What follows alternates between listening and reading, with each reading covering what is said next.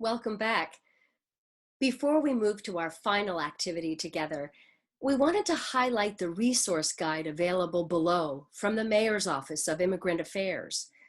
The City of New York supports all its residents, regardless of immigration status.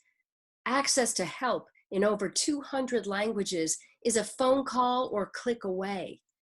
Check out the resource guide to get help or help someone you know. For our final activity, we're going to share some reflection prompts and then step into the role of playwright. After watching the show, take a moment to check in with yourself. What are you thinking about? What are you feeling? And what does this story make you wonder?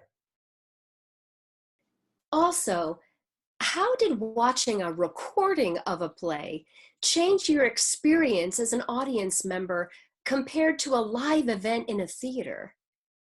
We recommend discussing your answers to these questions with friends and classmates. And to go further, check out the after the show prompts and the empathy quiz in our Upstage guide.